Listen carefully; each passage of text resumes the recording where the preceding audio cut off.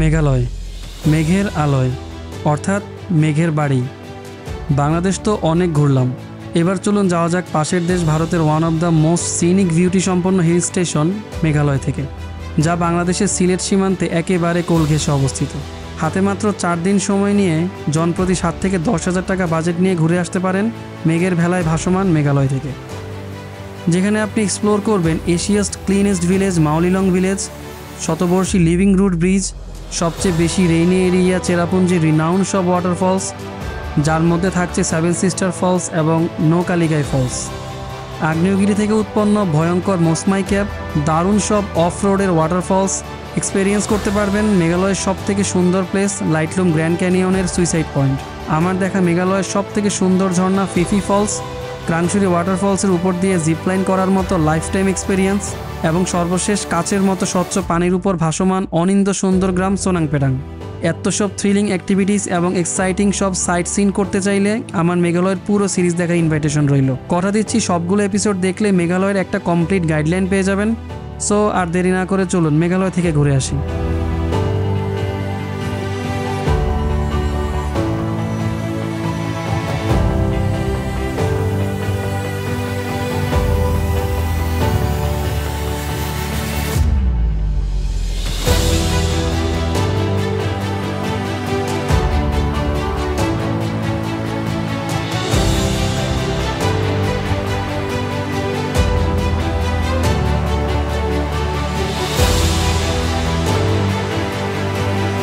Rainbow দেখো, rainbow rainbow পিসলেস, মানে পানির মেঘ যাকে বলে, এদিকে ফ্লো হচ্ছে অনেকগুলো সাপকে মেরে এইখানে কেমন জানি লাগে। দেখ কোথায় আছি,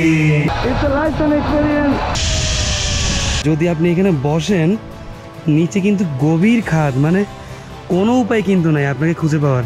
ক্রাংশুরি ওয়াটারফলসে অ্যাক্টিভিটিস আর অ্যাক্টিভিটিস মানে কোনো অভাব নাই। আপনি ওয়াটারফলস দেখবেন, জিপ লাইনিং করবেন, মানে সাসপেনশন ব্রিজে তো বিশাল সাসপেনশন, এই কুকুরগুলোকে বলে চলে যেতে, এগুলোর কারণে তো ওয়েট বেড়ে যাচ্ছে। এই পাথরগুলো কিন্তু অত্যন্ত পিচ্ছিল। অনেক মজা হবে এখানে। স্বাগত জানাচ্ছি আমাদের মেঘালয় সিরিজের প্রথম পর্বে। মেঘালয় যাওয়ার জন্য বেস্ট রুট হচ্ছে সিলেটের তামাবিল ডাউকি বর্ডার। সিলেট স্টেশন থেকে তামাবিলে সিএনজি রিজার্ভ করেছি, প্রায় 2 ঘন্টা সময় লাগবে। ততক্ষণে চলুন জেনে আসি সিলেট কিভাবে আসবেন। বাংলাদেশের যে কোনো প্রান্ত থেকে বাসে খুব সহজেই সিলেট চলে আসতে পারবেন। ঢাকা থেকে হানিফ, এনা, গ্রিন লাইন সহ আরও বেশ কিছু বাস সিলেট রুটে চলাচল করে। নন এসি ভাড়া 700 টাকা এবং এসি 1500 টাকা। রাত 11টা থেকে 12টার মধ্যে রওনা করলে ভোর 6টা নাগাদ আপনাকে নামিয়ে দিবে সিলেট।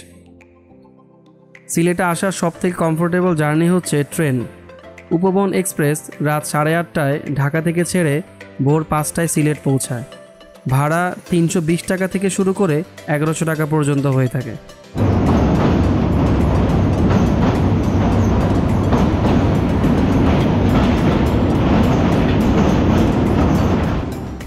আমাদের হাতে এক্সট্রা টাইম থাকায় সকালবেলার পারাবত এক্সপ্রেস ট্রেনে সিলেটের উদ্দেশ্যে যাত্রা শুরু করলাম।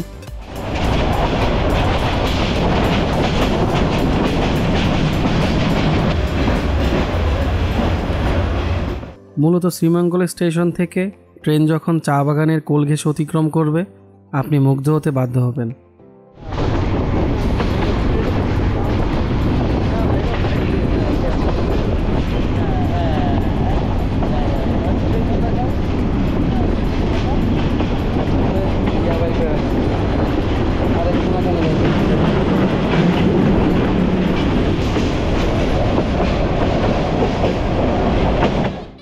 তাছাড়া লাউয়াছড়া উদ্যানের ভিতর দিয়ে অতিক্রমকালে গা ছমছমে পরিবেশ অত্যন্ত রোমাঞ্চকর।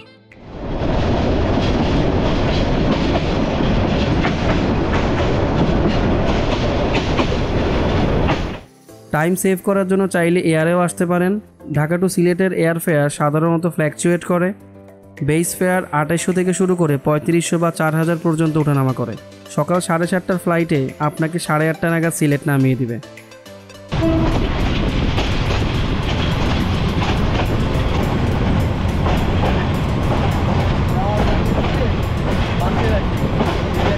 দেখতে দেখতে পৌঁছে গেলাম Sylhet railway station.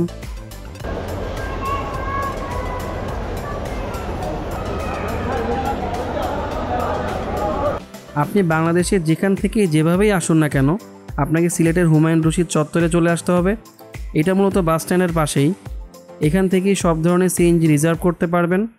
Sylhet railway station থেকে আমরা সিএনজি রিজার্ভ করেছি তামাবিল বর্ডারে যাওয়ার জন্য। আমাদের মেঘালয়ের যাত্রাটা এখান থেকে স্টার্ট হচ্ছে।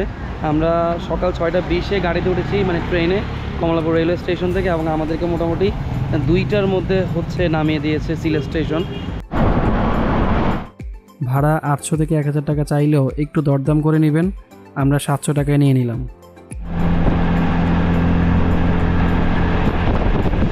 কিছুক্ষণ যাওয়ার পরে সিলেটের জৈন্তাপুরে হরিপুর বাজার নামক একটি স্থানে লাঞ্চ করার জন্য বিরতি নিলাম।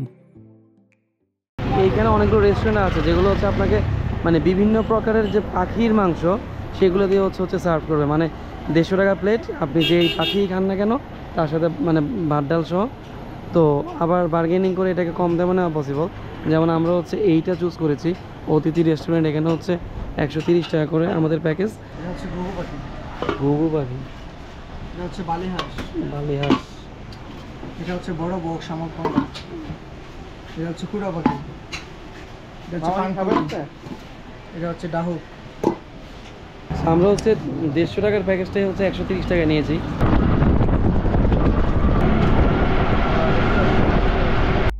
দেখতে দেখতে প্রায় মেঘালয় বর্ডারের একদম কাছাকাছি চলে আসলাম। এখান থেকে বর্ডার যতই কাছে আসছে দূরের মেঘালয়ের পাহাড়গুলো আস্তে আস্তে ততটাই স্পষ্ট হতে লাগলো। দূরে মেঘালয়ের পাহাড় দেখা যাচ্ছে। 3টা ঝর্ণা, 1টা 2টা 3টা। পাহাড়ের গায়ে ছোট বড় অনেকগুলো ঝর্ণা এখান থেকেই দৃশ্যমান।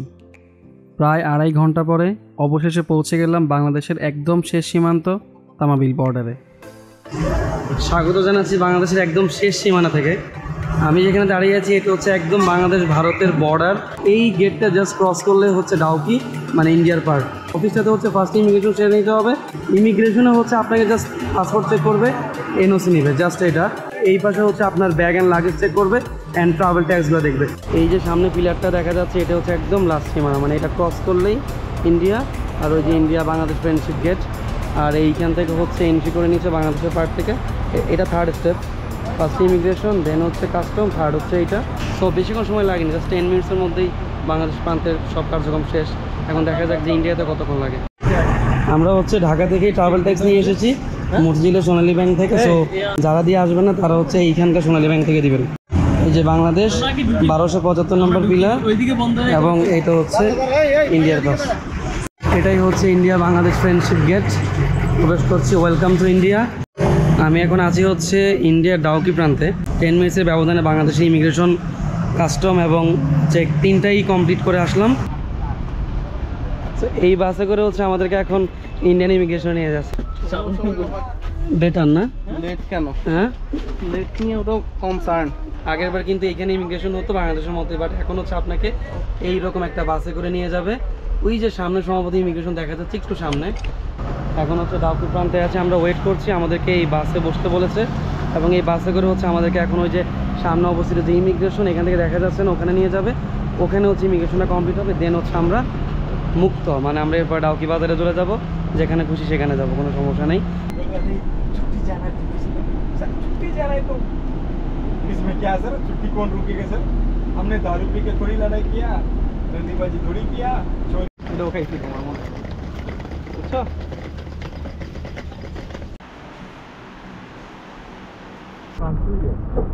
কানপুর আসলে এদিকটা আসবো না? कानपुर এই রাস্তা না, ওই রাস্তা উলাং পড়েঙ্গে রাস্তা। মানে এই ইন্ডিয়ার ডাউকি প্রান্তে ইমিগ্রেশন শেষ করে এখন যাচ্ছি ডাউকি বাজার।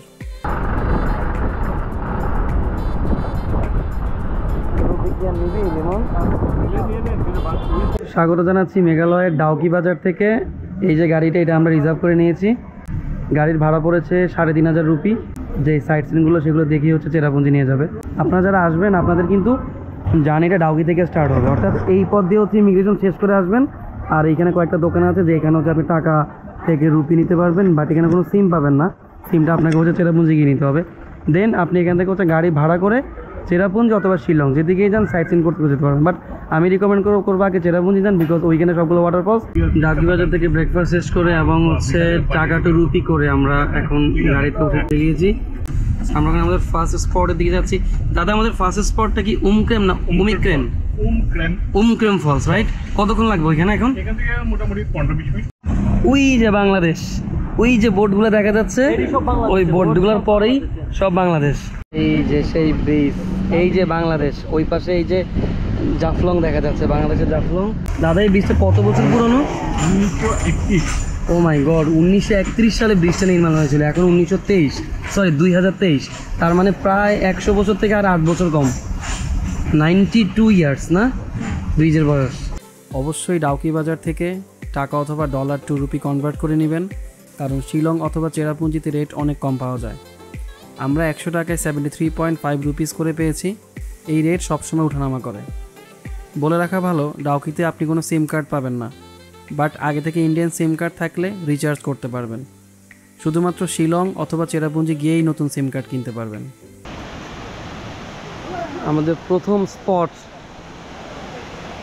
Double false. হ্যাঁ দেখ, ডাবল ফলসের মতো।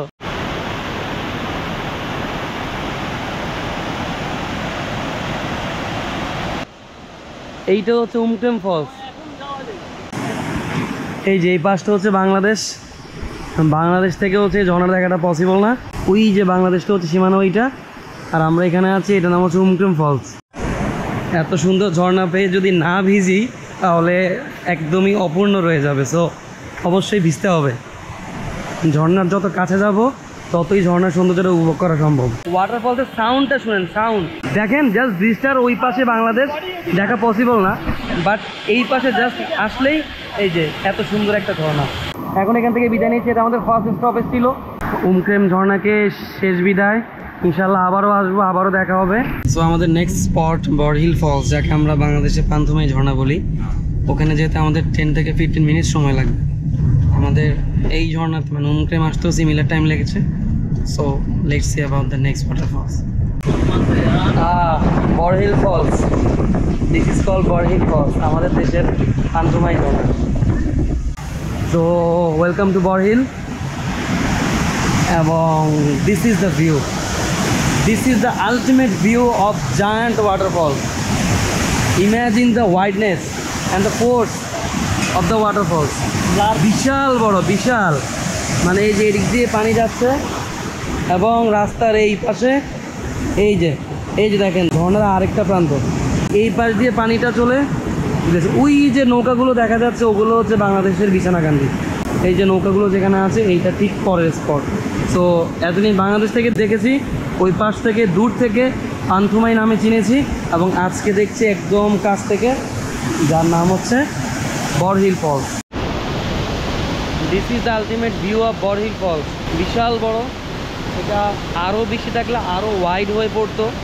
জাস্ট 10 দিন আগে হইলেই একদম পানি অনেক চিল থাকতো, কিন্তু পানিটা ক্লিয়ার থাকতো না। বাট আজকে এখন পানিটা অনেক বেশি ক্লিয়ার।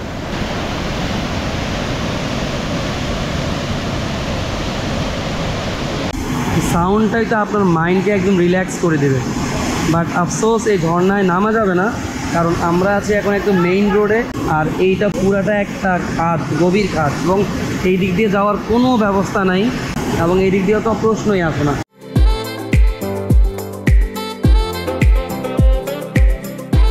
আমাদের প্রথম দিনের যাত্রা এখনও চলমান। যাচ্ছি Asia's cleanest village Mawlynnong village এবং শতবর্ষী লিভিং রুট ব্রিজে। এক্সক্লুসিভ সেই ভিডিও নিয়ে দেখা হচ্ছে নেক্সট এপিসোডে। চ্যানেলটি সাবস্ক্রাইব করে বেল আইকনে প্রেস করুন। ততক্ষণ পর্যন্ত আল্লাহ হাফেজ।